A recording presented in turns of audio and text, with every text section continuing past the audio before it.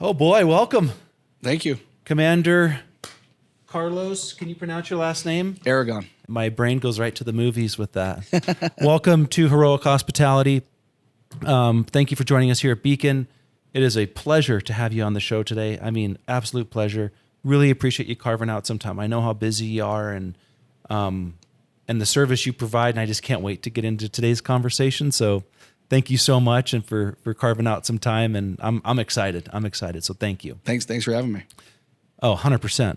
I also wanted to have you on the show because I wasn't a great kid, and I want to just make it right somehow. You and I are the same age, so I'm like, I know when you and I grew up, I know what you were doing.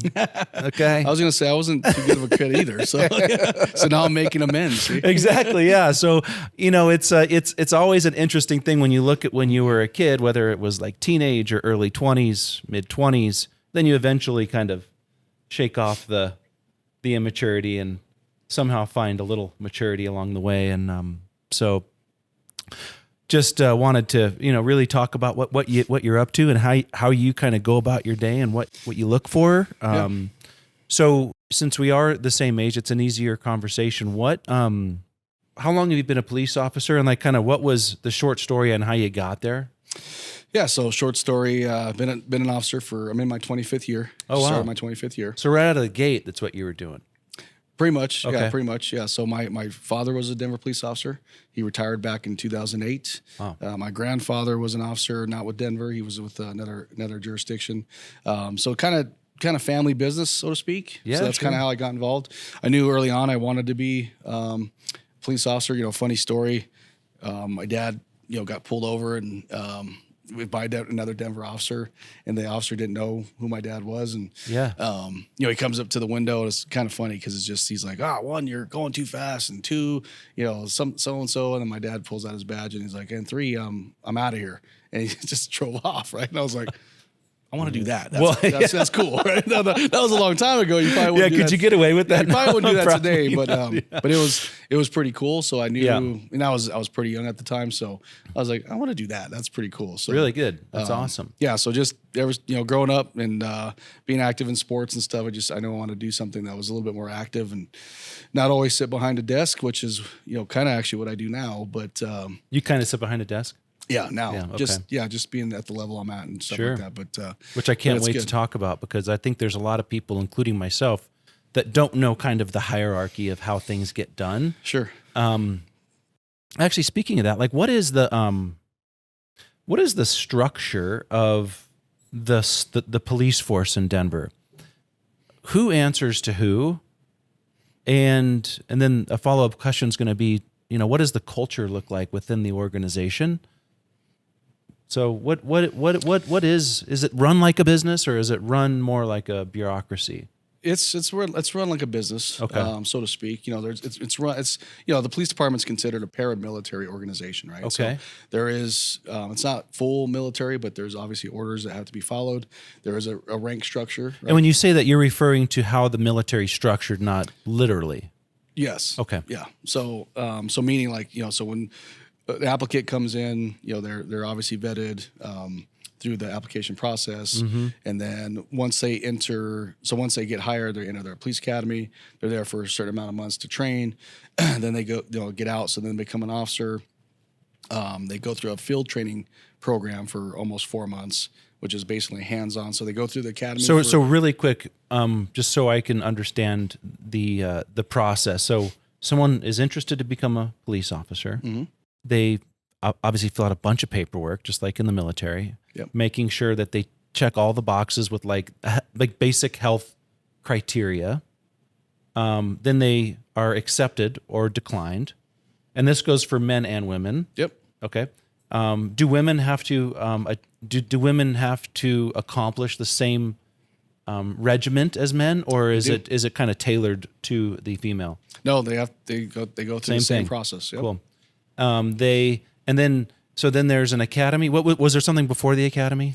No, they just go through the that process, with the intake process, and then the academy. Yep. You either do good or bad, and you're scored in a certain way. Right? Yep. Does that score have an influence on the end result, or is it just a pass or fail? No, the score actually does. So they actually rank. So based on your scores, testing scores, driving scores, shooting scores, things like that. So that's all accumulated, right? And then your base, that actually equals out to your badge number. So your badge number, so let's say you have a class of 35. So you're ranked 1 through 35. 1 being the best, 35 being the lowest ranked. Oh, shit. Right? So based if on I'm your a scores. citizen on the street, I could look at your badge number, and if it's between 1 through 35, and I'm sure there's other numbers involved, but like somewhere on there is 1 through 35, and That's basically I how could you silently judge somebody. Yeah, it's kind of harder though too, because obviously we try to do several academies throughout the year. Sure. Right. So like the next academy, let's say, is another 35 people. The one badge number would be 36. So it's hard to know where you stop and start. Interesting. Right. So Okay. you can't base it solely on that. But Fascinating. That's Okay. how, for the most part, badge numbers are given out. It wasn't always like that. So before, they would assign them just at the beginning, like based on when you were hired, if that makes sense. So it didn't have nothing to do with the testing process. Yeah. But so it kind of changes back and forth, but that's how we do it right now. So then the academy, so then they go through the academy. That academy ends.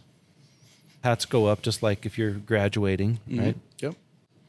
And then now, how are these now new officers allocated throughout the system, right? Sure. Arvada, Denver, obviously, like.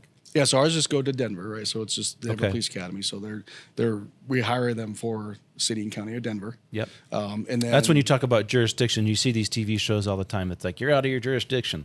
That's what you're talking about exactly right now. Got it. Yep. Okay.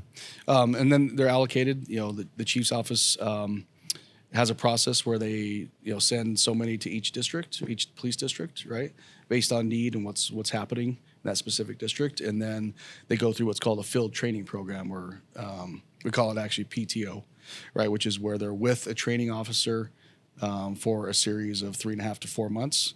Like a And ride-along situation? It's not a ride along. They're actually being graded, right? Because they have to demonstrate that they can actually take everything that they were taught in the academy and put it to use out in the field. Interesting. If that makes sense. Yeah, of course it makes sense. Yeah. Yeah. So they're there for almost 4 months. If they pass that training, then they do we have a little bit of different process in District 2. So we call it a mentorship program. So instead of just releasing them out and throwing them to the wolves, so to speak, they are not being graded anymore in the mentorship program, but they're actually riding with the senior officer who's been with the district for a while, and kind of shows them the ropes, right, without being graded, right? Because when you're being graded, it's, you're under pressure and you're like, oh, I can't do this, I can't do that. But when you're with a senior officer, they're just kind of showing them the ropes, right? And so we do that process for a series of 4 weeks. So the first week they're with them for 4 weeks. The next week, 4 days for that week. The next week we take a day off, so they're only with them for 3 days. So they're 1 by themselves, 3 with the senior officer, and then the third week they're just 2 and 2. Does that make sense? Yeah. So we kind of wean them off a little bit. Yeah. And then that way they're not just released and they're like, oh, you're just kind of just go do whatever. So we do that so that way. It shows them, we're showing them the culture, right? And what we want them to accomplish and how we do this, and, good places to eat. And this is where this is how you turn in your keys and park your cars, and, different things that an officer who's been around for a while would know. Sure. Because they're brand new, right? They just got off training. So, and they start figuring things out pretty quick. So it's really fascinating. And what's the time commitment to actually, I guess, drive your own car? Like, what is that? It's almost a year. It's It's about a year. Yep. Are you getting paid throughout that year? You're getting paid. Yep. Is there an escalation process with that? Yeah. So we talked about rank structure. So so the police officer rank has The badge number. not the badge number, but there's like an actual rank structure within that level of being a police officer. Yeah. So like the highest rated police officer is what we call PO1. Okay. Right. So when you first start the academy, you're what's called PO4. So as you create more longevity in the department, Evolve. Yeah. you actually hit different marks. And it's just over time, right? Understood. So like after Okay. your first year, then you're PO3, and then the next year you're PO2, until in your fourth year you could become PO1, and that's the highest rating of police officer you can attain within that rank. So since you're a commander, what are you? One? A commander. A commander. Yeah, But so is I'm no that a longer- one I'm no or is that a longer- commander? So that structure only applies to police officer. Aha. Right. Got And it. so then the next level, or next rank above the police officer is either a technician, right, a corporal, or a detective. Can you walk us through the structure? Yeah. Okay, police, the 1, 2, 3, 4, we got that. Yep. So that's from the beginning. Academy, 1, and then escalation. Now I'm a 4. How long did it take me to get there, roughly? So actually, it goes from high to low. So the 4 is the lowest. Okay, and then so the 1 is at the top. I get to 1. How long has it taken me to get to that point? 4 years. 4 years. Yep. Give or take, I'm sure. Yeah, give or take. Yeah. And now it's like, wow, I've done this job. I like my job, but I want more. I want more responsibility, and I want a different direction, but I still want to protect and serve, right? And so I have a choice now. These 3 different kind of branches. You have a choice, or you can. So that and those choices. So technician, corporal, or detective. Okay. So those are appointed by the chief of police. Yep. Right? So you work at the pleasure of the chief of police. It gets a little tricky. And is that the lingo? I work at the pleasure of chief of police. That's okay. that. Yeah, that's Okay. the understanding, right? So, Cool. which means you don't. So the police department has what's called Civil Service Commission. Mm-hmm. So the Civil Service Commission has civil service rank attainment, right? So that's the sergeant and lieutenant rank. Mm-hmm. So if you test for sergeant, right, you can test from an officer to sergeant, and that's a testing process that's put on through civil service. Right now, we still have testing processes or interview processes for technician, corporals, or detectives. Okay. Right, but then usually the command staff makes a recommendation to the chief, and then the chief can just promote you. You don't have to. The civil service, it's still different, broken. It can be a little confusing, but basically the civil service rank, sergeant and lieutenant, you're basically, you do a written test and then an oral test, and then you're rated. And then based on your rating, if you hit within a certain threshold, so like if let's say you're in the top 10, right, you're Sure. more than likely going to get promoted to one of the next ranks. Understood. If that makes sense. Yeah, it does make sense. But you didn't mention your position in this ranking system. So where are you? So my position, so you have to either be a lieutenant or higher, and then you are appointed by the chief. Got it. Yeah. Well, congrats. Thanks. You've worked a lot of years, 25 years deep. Yeah, yeah, in my 25th. Yeah, haven't Man. completed, but and you yeah, just had a still going. birthday. Happy birthday. Thank you, appreciate that. So I have one more question about this because I don't think a lot of people understand, myself included. So I'm just fascinated by it because for all the reasons we all grew up, having our own opinion of the police force. For me and how I manage and run Beacon and all the businesses that I've run, the culture that I employ is really an employee first culture, and a lot of businesses, sometimes it's a customer led culture. Would you describe the culture within kind of, Sure. The 4, 3, 2, 1, and then kind of going up, and like, how is that culture managed? And especially with all the positions, seems a little, things like the waters could get muddy pretty quick. Sure. I think it's a little bit of both, right? Yeah. So, my boss is obviously Chief Thomas, right? So he's the chief of the entire department, Which is Denver. The jurisdiction. Yep. And Got so I think a lot of it comes from the chief, right? And he is definitely super engaged with the officers, right? Loves the officers, takes care of the officers. But on That's the flip part side, of the culture he creates. right? Yeah. And then I think on the flip side of that, actually, I know the community is super important to him, right? So he's I love him to death because he's everywhere. Right? You see him; he goes to multiple districts. He's out Saturday, Sunday. I actually, refer to him as a machine, right? Because he's everywhere, right? And Amazing. every day, right? And so I think he sets that culture by example Mm-hmm. because he's out there doing it himself. He's not just like, hey, you're a commander, you do this, right? He doesn't do that. He just does it himself, right? And which is what I really respect about him. Amazing. And it's a lot of people are like, you might be saying that just because you're a commander and he promoted you. It's like, I've always thought that about him. Like he's been like that ever since I've known him. Yeah. Right. And so, So I Cool. think How long has he been in that position? He's been in that position for, I believe, almost 2 years. Yeah. And so he obviously came from a different jurisdiction. No, he was within. He was always. So been, he grew. He's always been He with went Denver. through the He rose Denver through the ranks. Yep. Understood. So Yep. he knows every street name there is. Yes. Yes. Amazing. Yeah, that's super cool.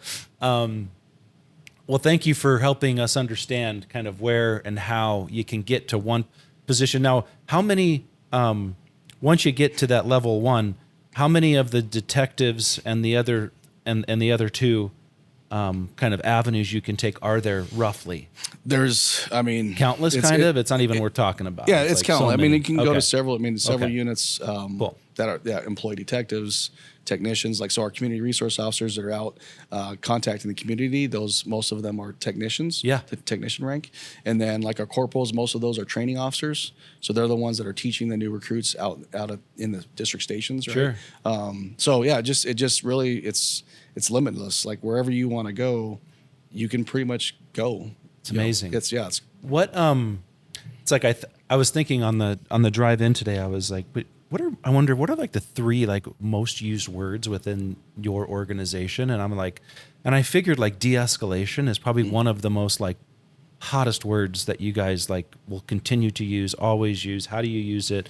How do you employ it? Like, are there other facets of your job? Like de-escalation, how like on the importance level, I'm assuming it's a 10 out of 10. Yeah. Important. What are some other like ways that you look at your position if you were to distill it down to one word, like de-escalation? Is there any other thing that kind of fits in that, or inclusive? Inclusive. Okay, great. And that means if there's a man and a woman fighting and it's a domestic dispute, we're trying to get everybody to put arms around each other and be inclusive and like hug each other and hug it out. Yep. Yeah, and if we can, I think that's where some of maybe not necessarily confusion, but maybe that's the word I'm looking for. Just, I guess maybe some of the misinformation, right? If we don't have to take somebody to jail, we don't necessarily want to, right? Yeah. I mean, it's part of our job. Pain in the ass. And if, Sure. if it has to, if we have to, then obviously we have to, right? Yeah. Because that's what we do. But we also, with the direction of the chief's office and Chief Thomas and actually all the chiefs, right? I mean, their big thing is community involvement, right? Community engagement. Mm-hmm. And so that's why that's why I'm here, right? That's why I'm here to kind of talk about some of those things as well. But it doesn't always have to be like, oh, handcuffs, you go to jail, right? It's hey, we work it out and we're done. Like, hey, have a nice night. Mm-hmm. We're going back. We're going to do something else. So that's an inclusive. We got de-escalation, inclusive. What's another like word that really anchors kind of what your intentions are in the community? Engagement. Engagement. Okay. Engagement. Distill that a little bit for me. So specifically, I'm in Police District 2, which is rough estimation of geographically where that's at. It's northeast Denver, right? Is where. So basically 6th Avenue all the way up to, roughly I-70. And then I'm going from west side, basically like the highway is an easy one to it kind of gets weird on our western border. It does, yeah. It switches a bit. But just basically the highway all the way so 70 to 6, 70 the curve to 6, and then to what, Colorado or 38th? Like I said, it's kind of weird. So north and south, the easy way to describe it is from 6th basically like to 52nd. Okay. Right, and then basically from east to west, the highway all the way east to Quebec is basically our boundary. Quebec. Okay, got it. Yeah. So you were just talking about these three words that I was trying to lead into, and is there any other aspect of these three, like anchors of how y'all operate that you could maybe explain to us and distill a little bit? Sure. So I think what's really important is customer service. Okay. Right. Customer service. You're talking about citizens, right? Citizens. Yeah, absolutely. Because the citizens are our customers. Right. Yeah. And so we want to make sure that we are obviously professional. Right. And we provide them good customer service. Okay. And we might not always have the answer. Or they might not always need us. Obviously, we're an outlet, and we're usually, they call us first responders for a reason, right? Because we're first on scene, but we definitely want to make sure that we employ good customer service and point them or steer them in the right direction as to what actual service they might actually need. Because it might not just be us, right? It could be, paramedics, could be fire, could be social services, okay. So it's like things like that, right? Where there's other entities and things that the city actually has to actually help them solve whatever issue that they're dealing with at that time. So you like it? Love it. Love it. Do you like this job? Love this job. It's amazing. Love this job.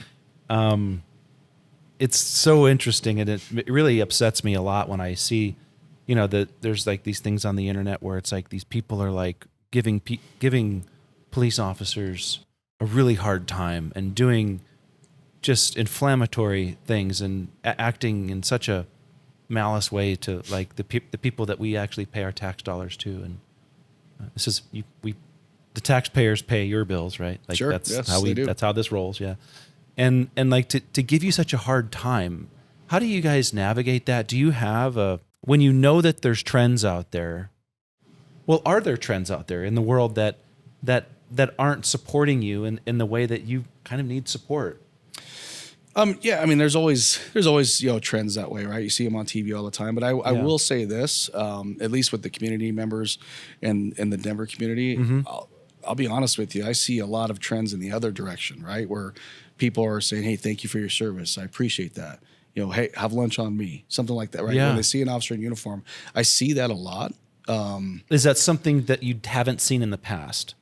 Yeah, here and there. I mean, I've always seen it, right? And so I think what we try to do is remind the officers too that we're only sometimes dealing with 5%, right, of the population. The 95% of the population in the community love us, right? Yeah. And they do demonstrate, that, and they say it and things like that. But sometimes on a call when you're handling an issue, right, it's that 5% that you're dealing with that have issues or have problems where we need to help them, right? Whether it's not necessarily someone going to jail, but someone having an issue with a family member, or a disturbance or a domestic issue, or So it just kind of depends, right? Yeah. And I had a great instructor in the academy. He's long retired now, but he always told me like, "Hey, this is the ticket to the greatest show on earth." Right, because that's why I love it, right? Because that's why I love it, because you see something and you learn something new every day. I still learn something every day, right? And so the way I think about things is if you stop learning, you kind of just wither and die, right? So my closest friends my best friends are lifetime learners. Yeah. I've said that from the beginning. Yep, so good. It's so good. So there's a lot of just challenges in the world and how people want to be identified, and just this inclusivity of, Beacon is a place for everybody's welcome here. We see all of it, right? Yeah. And everybody's hugging it out here. It's a very healthy, happy, inclusive environment. Is there something that you do, and like that has your training shifted in a way that does like identify inclusivity when it comes to kind of where we are in the world? Because there's so many things and a lot of people have a lot of strong opinions because they have access to information. So whether it's a migration population or a same-sex marriage or a homeless, there's just a lot to digest. I just imagine if like an alien dropped down from there, like what is happening down here? Like there's just so much to really wrap your head around. Sure. Different than when we were kids, because we didn't have access to a lot of information, right? And so have you and your department paid more attention to certain things and altered your training program in ways? Because we all know that y'all have to drive cars really well. Y'all have to use your weapon really well. You have to choose which weapon you use really well. I mean, the nuts and bolts of your job, in my mind, are kind of the same as they were when we were kids and even your father's generation. But as far as like training and that de-escalation and that really looking at things through that empathetic lens and that inclusivity that you mentioned, are you guys going through any different training or any different type of exposure? Are you guys being exposed to anything else that helps your position? Yeah, 100%. I mean, I think that the academy staff does a really good job of that. With the leadership of the chiefs and Chief Thomas, it's just we're always evolving, right? We have to evolve with the times, and so a lot of our training has been that inclusive, mentality, and being able to de-escalate something with verbally, right? Than physically, so to speak. Now, obviously, there's always a physical. Depends on what's happening, right? But the officer's going to obviously protect themselves, protect the community at all times, right? But if they can do something with their words, right, and their actions, so to speak, I think that goes a lot longer. A better, it's a better path, right, to take. I think in the end result of things, if that makes sense. But Sure does. so to answer your question, yes, we're always evolving when it comes to training and just being able to de-escalate situations. Are you doing anything? Like, is there anything specifically that you can tell me that when you went through the academy that's different now? Like, is there a class in the academy that's like, this is the new homeless class? Because when you were growing up, I'm sure the homeless was there, but it's much different now, right? Sure. And so, like, is there a piece of that training and education that wasn't there when you were kind of coming up through the ranks? Yeah, actually, so actually glad you brought that question up. So there's an actual training that the recruits go through. This was actually started by Chief Thomas. It's called Before the Badge, right? We call it B4B. Before the badge. Before the badge. Okay. And so it's a 2-week program that all new recruits have to do before they start the academy.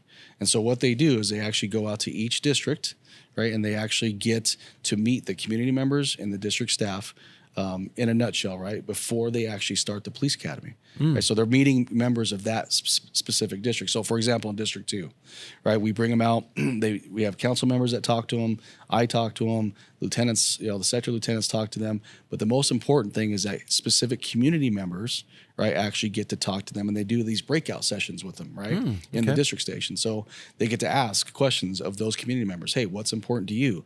How should we, is there a certain custom, because in the district where I work, there's it's multicultural, right? And so we want to be respectful of everyone, right? Your culture is different than mine, and how you were brought up is a little different than me. So of course, we want to be respectful when we enter someone's home or when we're responding to certain calls. Oh my gosh, I couldn't even imagine. Yeah, you're right. So we bring those people out, right, to talk to the recruits, so they actually experience a little bit of that. It's obviously not a lot, but they do experience a little bit of that, and I think that's really helped us and helped the recruits understand, like, hey, these are the people, this is the community you're going to serve if you're assigned to Police District 2, right? So we do that. That's way different. That was never around when I went through the academy. We just started that probably about a year ago, maybe a little bit longer. Amazing. But obviously that's something that Chief Thomas started, and I think it's important because it gives the community a seat at the table, right, with the recruits right when they start. Like they haven't even taken one class in the academy yet. They're in suits, they have no idea, and they're learning about the community right from the start, which is super, super important, I think. It's a lot of pressure, man. Yeah, it is. That's a lot of pressure. Understanding culture, understanding preferences, understanding de-escalation and escalation. It's got to be really hard. It is, but I also think, and this is just the way I think. I think it's obviously a challenge, and I think it can be a positive challenge. I think it's cool, right? I think it's fun because I just look at things a little bit differently in my lens, and I just, like I said, it's always fun to learn and grow and understand something that you don't really understand yet. Do you guys have mental health check-ins? Because I'm like, I could imagine like have snapping, like an officer like literally snapping because it's like I'm gonna freaking go crazy here. No, great question. I mean, we're human beings. This isn't like this is a human being game, and sometimes you just get pushed. Yeah, I agree. And there are some bad apples, right? Do you have like check-ins along the way? So we do have what's called a resiliency and wellness program. Okay. That's managed through a sergeant named Sergeant Bobby Wadler, does a really, really good job. So anytime there's an issue with an officer, right, that might be getting to that brink where they might be experiencing too much, whether it's he's like short on the radio or whether it's personal or whether it's on the job, we want to obviously get to the root cause of what's causing that problem and what's causing those issues. But we do have a program in place for the officers where there's resources for them, right? Where, if they need to talk to somebody, whether it's the chaplain, right? We have a chaplain's unit within the police department, or it's, psychological services, right? It just depends on what's happening, right? So what happens is usually So you have a chaplain, you have, a couple other, what are some of the other systems that you, so it's called the resiliency and wellness program. So but under that umbrella, what are some so chaplain services, we have psych services, right? Every district station usually has some type of physical outlet, right? Like a gym, right? So in District 2. Amazing. Yeah, Thank you for District saying 2. that. Yeah, you have a gym, like a fully outfitted gym, right? To Nice. where you can go and where I was at last night. My legs right now are killing me because I was, it was funny. I need to get back in the gym. Maybe I'll join you. Well, so hey, come on over. We can help each other out. But Yeah. I getting older and talking about birthdays and things like that. It was just funny conversation I was having with one of my sons last night. Is just because he trains all the time for sports, right? And I was like, hey son, I did some squats tonight, and I'm like, I'm hurting tonight. I haven't squatted since college, and I'm not doing it for weight and to but I'm just doing it obviously to stay in shape. But but he's like, well, how much you squat, Dad? I was like, not that much. The bar. Yeah, that's exactly. what I do. Yeah. I get the bar, and there we go. Exactly. I'm really glad you brought that up, because I think it's so important that people understand that you're a human being, and giving you a break is part of our duty as citizens, and helping you when we can is so important. And I just think it's something that you forget when you're excited and you're elevated and your adrenaline's going, and just so many bad things can happen. And it's just, it's hard to anchor and be like, this is a human being trying to do a job, trying to keep everybody safe. Sure. And I'm getting in the way. And I look at that from like a drunk person's point of view. That's not necessarily violent. It's just, you're getting in the way. Sure. Of like my job here. It's almost 1:30 and like, I got work to do. Right. Move along. Does that happen a lot? I'm assuming, like sometimes. Yeah. I had Darrell Watson on the show. It was the most recent podcast we produced, and we talked a lot. We talked a good amount, not as much as I would have liked to have, about the hard stop at 2 a.m. and like the implications of that, the safety issues. Just pushing everybody onto the street in a short period of time just doesn't seem right to me. Can you offer some insight on that, or maybe how you prepare? I feel like, do you have a mental clock that goes off at 1:30? Like, in the district, I'm sure it's different for each commander, because we obviously command different geographical areas of Denver. Mm-hmm. So in District 2, we don't have that much of the bar scene. A little bit, over here off Welton, it's not crazy like it is further downtown you get. What neighborhood are you speaking of? Like Lodo? Yeah. Like Lodo, down like Lodo, right? And so some of that bleeds over to us a little bit, as you further north you go. But so Lodo is not your district. It's not. That's actually in District 6. Okay. Yeah. Rhino's in District 2. Yep. I know that. I'm just saying that out loud so the listeners can understand where you're from. So do you have special preparations for that? I'd love your opinion if you're able to offer it. I know that it's probably a tricky question, but I mean, we all have opinions of this because, for me, I'm not looking at it as a money grab if we were to stay open later. I literally do look at it as a safety, that we could avoid, safety issues and hazards, and putting, hundreds, as a city of Denver, just like hundreds of people on the road that might be intoxicated, or might walk the streets all at one time, to spread that out. So not only would the city make more money from a tax revenue standpoint, it'd be safer for the citizens, and the business could make more money, but can like stagger that like exit. We offer pizza out front, Joey Parmesan's Pizza out front, best pizza on the street. Nice. And we do that intentionally. We take very good care of Joey, because we love Joey here offering that service to people. And it works for him, and it works for the customer, the guest. What can you offer your feedback, or should I just stop this line of questioning? No, it's fine. I think that obviously as a police department and as a city, we can always get better. To answer your question, full transparency, I don't have the answer of how we can get better, but I'm sure we can, right? And I'm sure there's a way we can, get the ball rolling, possibly to do something that would be, that would be better, a better operating system, right? To at the close of business for a bar. Sure. So I don't have. Do you the have answer. input? Like, does the department have input or influence to the? I think we would to be the at politicians and members of the people that can make those decisions. Yeah, I think we would be at the table, obviously, if those discussions were happening. Sure. Just to give input, because we're obviously out. right, and patrolling, and if you're boots on the ground, you're around. the people that they should be the first people to talk to. Right. So yeah, I mean, yeah, I think we would definitely have a seat at the table and have those discussions if they were. That goes if they back were to the happen. culture thing. Like when these big decisions are being made, we'll call it a 3 a.m. open or whatever, adjusting this or a staggered this, or what does that look like if collaboration is a part of this system? Those are probably a little bit above my pay grade. Yep. So I don't know exactly how those would look like, but Okay. I will say that our city council's been great. They've been, I mean, like Councilman Watson. He's amazing. Yeah, love that. And I love his transparency and his honesty and his candor. Right. Really. And so, city council has always been open. Same with the mayor, new mayor in his office. Like everything, like he's been inclusive, right? Good. If there was something that we needed to talk about or speak about, we would be at the table for that. Cool. Well, I won't beat that up anymore. I just feel like it's like such an opportunity for everybody, and it's not being addressed at this moment. And Sure. so I was driving in today. I'm like, well, maybe how could we, as like concerned, or just someone that has an opinion, like how do we get that opinion out? And obviously, I'll talk to Daryl more about it. And again, his candor and love for the neighborhood and what he does is so infectious that I know he's open to these. He's amazing. Yeah. Yeah, I love that guy. What are some of the trends you're seeing that we can all pay attention to in Rhino and Lodo and these?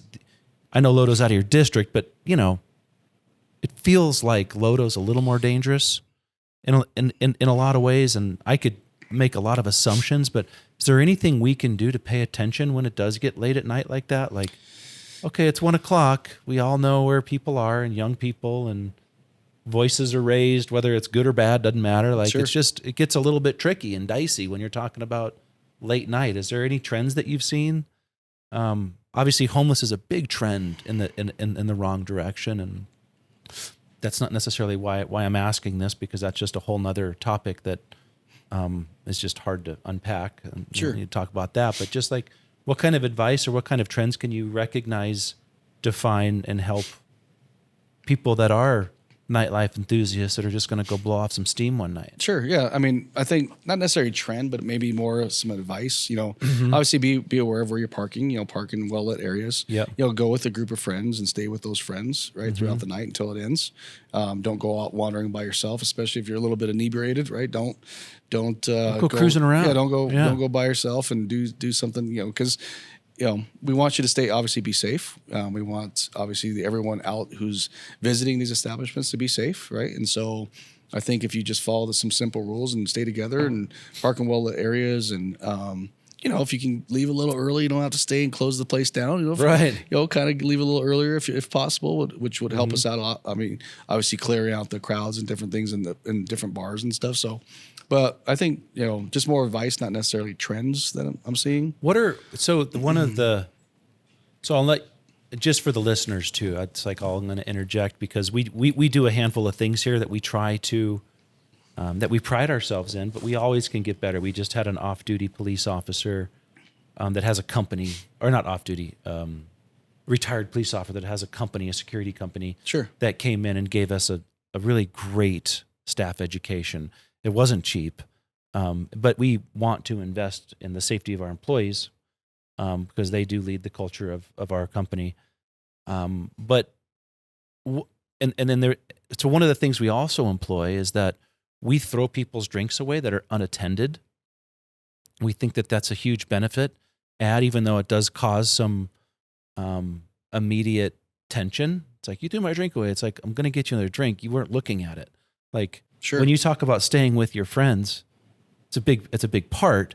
It's also like controlling your environment, which is the drink that's in your hand. So I would like to dovetail on that. And we overinvest in our security. And I just think that so we have a handful of things that we aspire to do to keep people safe in here. And then, so when people leave here, we make sure that they have access to food, which is amazing. Again, I'm really proud of how we're going through this. And then when is it appropriate to call you guys if something is happening that isn't necessarily a crime at that exact moment, right? Because you're going to see maybe it's a scuffle across the street and you're a concerned citizen. How do you even when you see something like that, what happens? And then I want to tell a story about me leaving here one night. But what should someone do in that situation? Yeah, I mean, if there's a scuffle, and obviously if it's a right, depending on exactly what's happening. Yeah. I mean, that's something you should call us on, right? And what is that? Is it a 911? Even though it's not it's not a crime at that moment. And this is where I have a hard time. When is it appropriate? I mean, it does depend on the exact circumstances, right? Yeah. But just as a broad, depending on what's happening, it doesn't have to necessarily be a 911. Now, if someone's like fist fighting or punching, or it's getting physical to where there's an actual altercation, a fight, yeah, right? Then I would call 911, especially because that's what we're here for, right? Yeah. The other thing that you can do, I'm not sure if there's off-duty officers here that are employed or close, but they can get an officer obviously if they're working in an establishment in an off-duty capacity, because they'll be in full uniform. But if it's something that doesn't necessarily rise to an emergent level, right, then that would be the non-emergency number. That 311. It wouldn't be 311. There's actually a non-emergency number that goes directly to the police department, so it's not 911. But still, it's a full-on. You got to remember the number, have it in your phone number. Yeah. Okay. Yeah.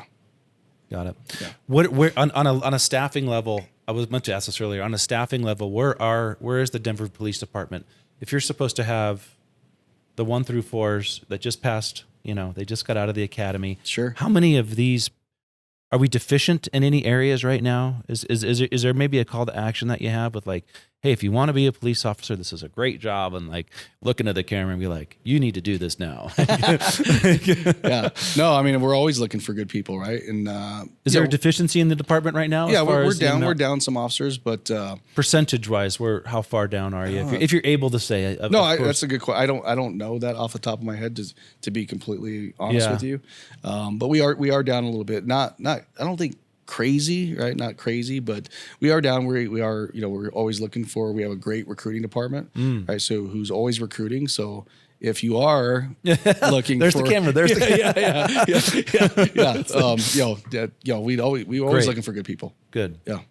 Good. It's something that I always pay really close attention to. I lived in West Oakland for a while, and like calling the cops and I knew when I was calling the police or the fire truck, like there's a lot of other people that might need it before I do. And so I'm always just like so concerned about that. But what you're saying is don't be concerned. Call the 911 if you need somebody. Yes. Yeah. And the reason why I say that is you might hear other officers or other command officers talk about this, right? We're data driven, right? So if you don't call, we don't know that there's a problem. Amazing. Right? So we want you Great to call. information. I knew that. I was trying to lead to that. Yeah, so we want you to call, right? Yeah. Because we're a data-driven department. So we're going to go and address the problems that the data is telling us. Now, it's not the end-all, be-all, right? But it is a guide to say, hey, you've had so many calls in this area about X problem.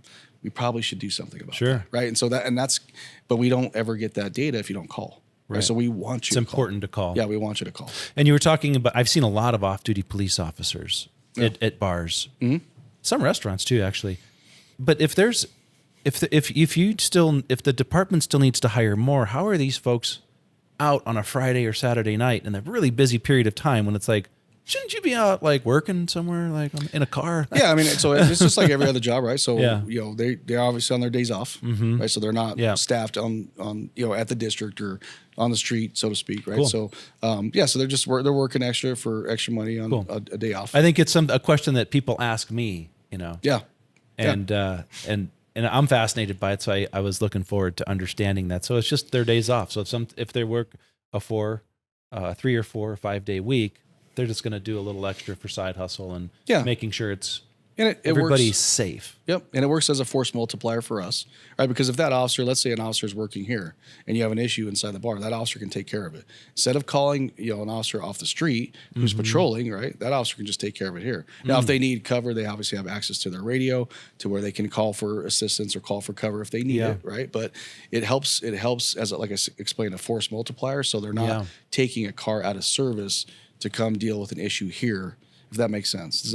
So it is good to actually have those officers in those establishments because, obviously it's a presence, right? It's a presence and a deterrent, to a certain extent as far as anybody doing something that's bad in that specific establishment. That's great insight. It's cool. What I took a gun safety class recently. Yeah. And it was fascinating how many people carry guns. It's a fascinating thing to me.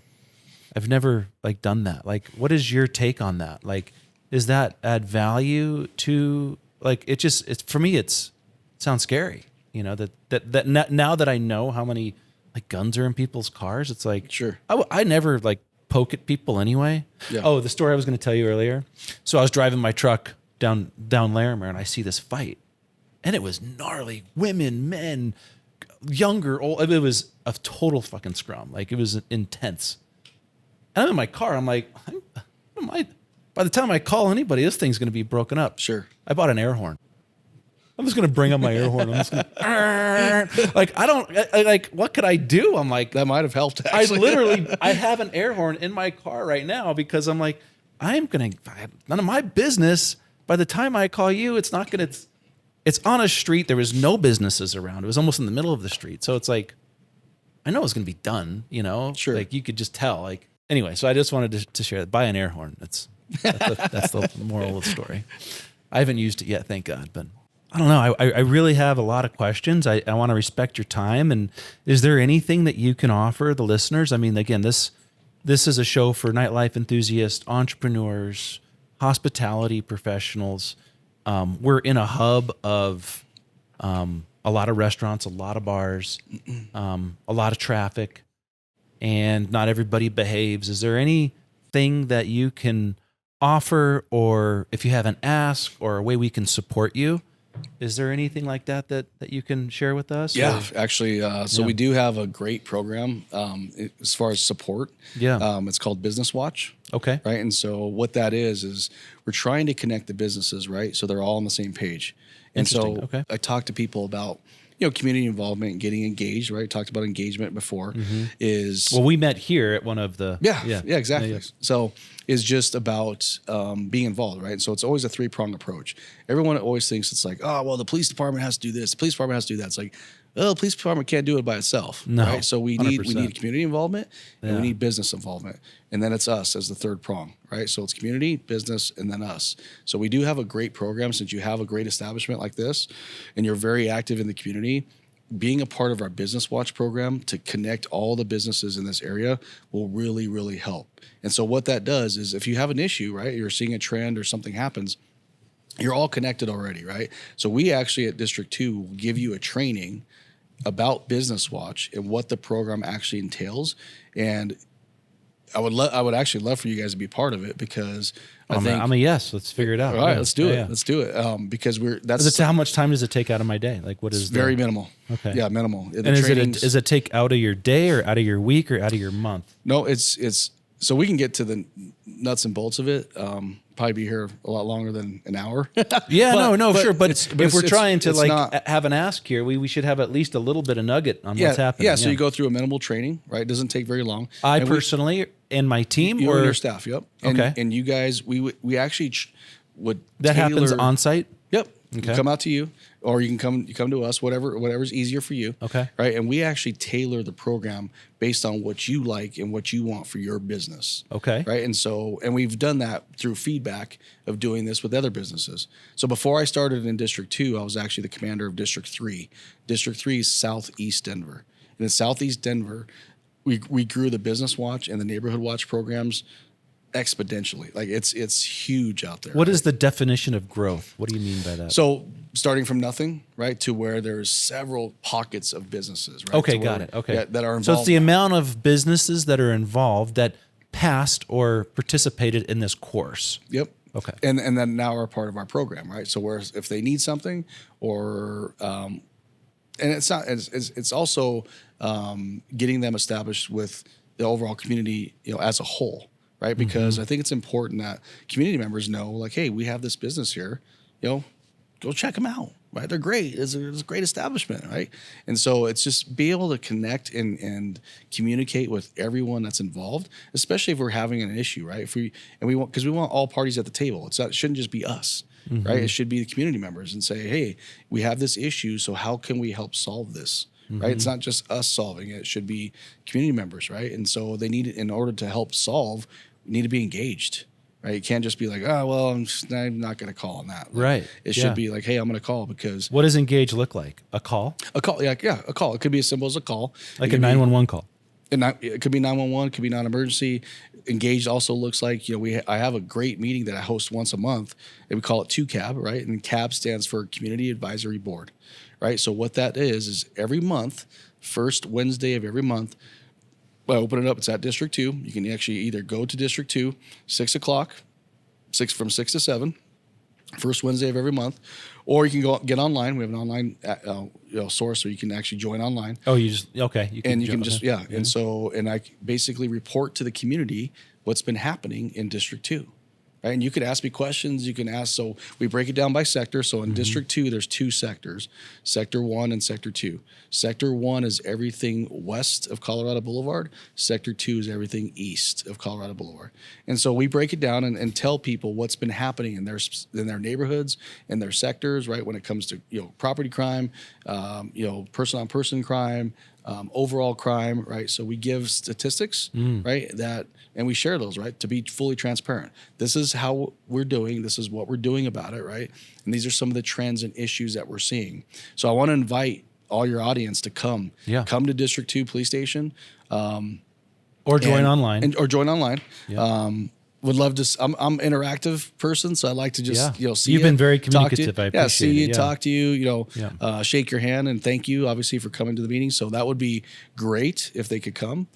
We also send out a newsletter every month in correspondence with that. So a couple things that we're doing to recognize good officers' actions, right, is we have what's called an Officer of the Month. So right now we're voting for January's Officer of the Month, and the community and the businesses who are part of our Business Watch and Neighborhood Watch programs, they get to vote, right, on who gets the Officer of the Month for the month of January.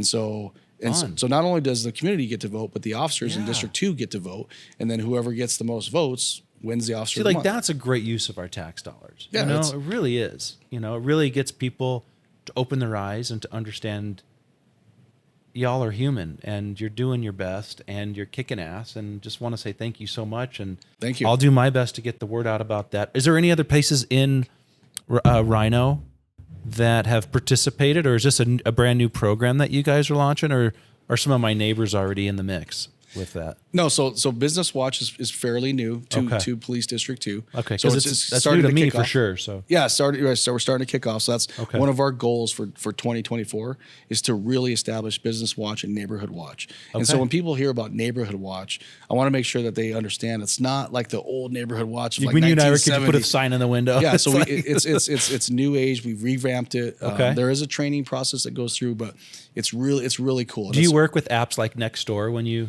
Mm-hmm. We work with Nextdoor, we work with Ring. Do you have an app? Like, do you have an app that's an active app that you would employ to help promote this program? Or not really. Right now, it's just like boots on the ground. Yeah, it's kind of boots on the ground, right? And getting things started like that. But that always confuses things anyway, apps and whatnot. Yeah, 2CAB. So the 2CAB meeting's been going on for a long time. Okay. It's just getting the word out so we can get people there. Yeah. Right. And I think it's very important if you want to be engaged and know what's going on. That's the meeting to be at, because I'm going to report to, and it's full transparency, right? There's no secrets, right? And there's a couple operational things that I might not be able to share as far as specific operations, but if they have specific questions, we do offer a pre-2CAB meeting, which is from 5 to 6. So that's where our community resource officers, our community engagement program manager, her name's Megan Patrick, she's there. And if they want to ask specific one-off questions about their neighborhood or their issue, they can do that hour beforehand, right? And then at the meeting, we give out clubs. If you're a registered car owner and you live in Police District 2, we'll give you a free club. Oh, got it. Right, we'll give you a club. We'll give you we can sign you up for Denver Track. We can give you more information about Neighborhood Watch. Yeah, I'm going to talk to Chris. He helps with our front door team, and he wants to be more engaged. I think this is a great opportunity for him and I to really kind of dive into this and support any way we can. So that'd be awesome. Thank you. Yeah, we'd appreciate that. Really appreciate you carving out some time. Of course. I know how busy you are and must be, but it's been a pleasure talking with you. A true pleasure. No, thanks for having me. Happy birthday. And thank you. You let us know whatever we can do to help support. If you ever want to have any of your fundraisers here or use the backyard for anything. As you know, we're really open to any and all of that. If you're thirsty, come in off the street. Got some lemonade for you. Awesome. But yeah, thank you so much No, thank you. for joining us. Thank you. No, I appreciate it. Thank you. Well, thank you. Thank you.